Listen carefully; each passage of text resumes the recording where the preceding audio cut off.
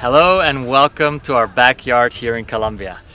So this week I'm doing a really amazing course called World Relations, and in this course we explore what subconscious beliefs we hold about other nations, other ethnicities, other religions, and then we look where they came from, right? Because they could come from us, but most likely they came from our ancestors and they have been passed down genetically. And so we work on each other. Sometimes we also have time to work on ourselves. And so in one of those sessions where I worked on myself, I worked on a belief that was present in me, and that was the belief of I hate authority. So I started to explore this through contemplation while in the theta brainwave, where I'm accessing the subconscious mind. Like, why do I hate authority? And suddenly I started seeing it from a different perspective. I realized that authority, which is where someone outside of us tells us what to do, such as mandates, for example, is simply a construct, a byproduct of our current level of consciousness.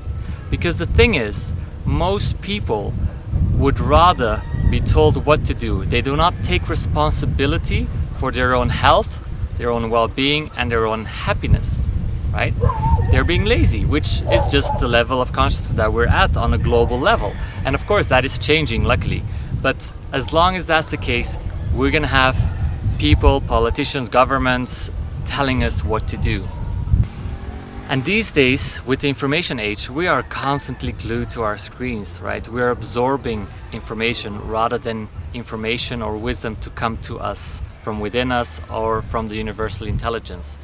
So it is very, very important to have a meditative practice or yoga or just sitting and daydreaming, whatever it is, to put the screens away for an hour or a few hours a day or a day a week, whatever it is, right? That's very beneficial. I kind of like to compare things or to draw an analogy with cars, you know? It's like, as long as people are driving petrol cars, diesel cars, we're gonna need petrol or diesel. So we're gonna go to the fuel station, we're gonna be fed with this oil, and then be susceptible to the price of the oil on that day. We don't know what it's gonna be like in the future, but we're at the mercy of the oil companies, right? Versus if we switch over to a different paradigm, which would be, for example, electric cars, then suddenly we have different options.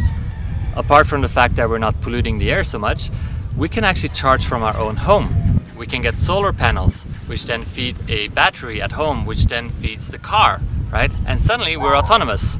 Not only autonomous in where we get our energy or our information from, but also as an autonomous vehicle, we are in our own power rather than relying on something outside of us. So that is just an insight that I wanted to share with you guys, to really ask yourselves, how much responsibility are you taking for your own life? Is it 50%, 70, 90, 100? I mean, I'm not saying I'm at 90 or 100 at all, but the start is always the most important thing, which is the awareness, right? Having that awareness, and from there you can start to steer yourself and make different decisions. So whatever it is in your life, ask yourself, am I taking responsibility, or am I just being told what to do out of laziness, or maybe just because you're not aware of it, right? And I hope this video brings a bit more awareness to you.